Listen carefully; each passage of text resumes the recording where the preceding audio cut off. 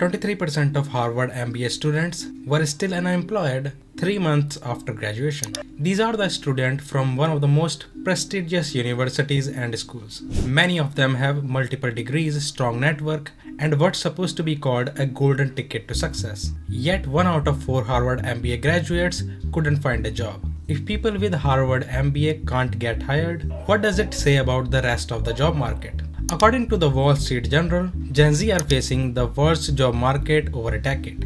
The unemployment rate for recent graduates is now around 5%, which is higher than overall national unemployment rate of 4.2%. That's unusual. Historically, new graduates almost always have a lower unemployment rate than general population. This reverse trend shows there is something seriously wrong. Here it's where it gets confusing. Employers say they can't find enough workers. Job openings are nearly highest in the last 20 years, but graduates can't get interview, let alone jobs. A 2022 study tracked at 300 job applications by interns after graduation. Only 12% received any response, only 5% showed any interest, and not a single job application resulted in a job. What even worse, employers were most likely to ghost those who met 90% of the criteria. This disconnect points to a hidden problem in the job market. The rise of ghost jobs also responsible for this. Ghost jobs are those jobs who are actually not meant to be filled. A survey in 2024 found that a lot of recruiters admitted that their company has posted jobs that they were not actively hiring. Why do companies do this? To collect the resumes for later, to appear like the company is growing, and to keep the employees calm and making it look like the help is on the way. Some companies even admitted that they have interviewed people for the jobs that do not exist. Analysts estimate that maybe 1 in 4 jobs in US might be inactive at any given time. This practice has become so common that in 2025, the US Congressional Research Service officially labeled ghost jobs as a major labor market problem. But so far there is no federal law stopping it. The hiring problem does not stop there. Most large companies now use automated resume screening systems. These systems reject most applications before a human ever sees them. They scan for keywords. If your job description does not match exactly, you are rejected, even if you are qualified. Formatting issues alone can get your resume thrown out immediately. Hiring has now become less human and more mechanical. Entry-level jobs do not mean entry-level anymore. Out of 4 million jobs in lending, about 40% of entry-level job roles required 3 to 5 years of experience. A study across 4 countries found that 94% of the employers wanted prior experience for entry-level tech jobs. In the last 5 years, job posting has now listed 20% more skills required for entry-level jobs than before.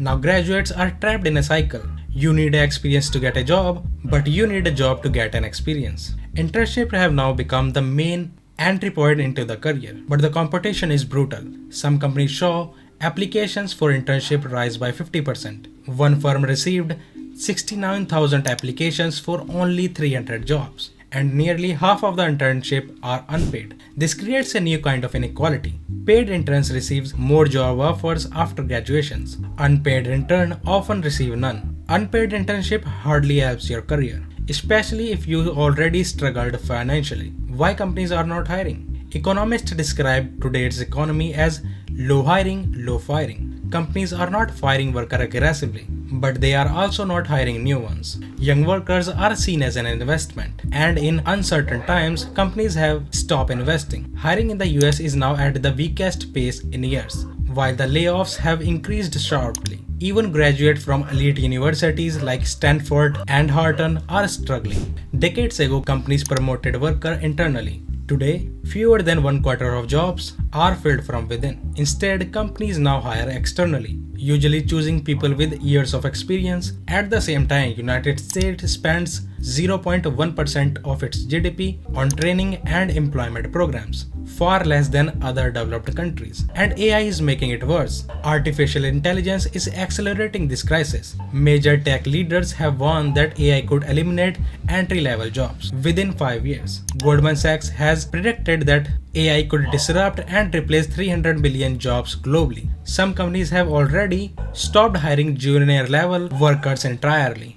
The H-1B visa debate. Recently, the US has proposed a major change in H-1B visa system, including a $1,000 fee per applications. The program was meant to fill genuine skill shortages. Over time, company began using it for entry-level jobs that went to new graduates from America. The new policy could push companies to hire and train local Americans instead of foreigners. But there is another risk. Companies might move those jobs overseas entirely, sending work to where the labor is cheaper. So the final question is, this is the realities facing today's graduates. Fake job listing, automated rejections, impossible experience requirements, fewer entry-level jobs, rising automation, and weak government support. An entire generation is overqualified, underpaid, and locked out of their opportunities. The question is now simple. Will the system change to give new generation a new chance, or will the jobs they trained for continue to disappear? Thank you very much for watching.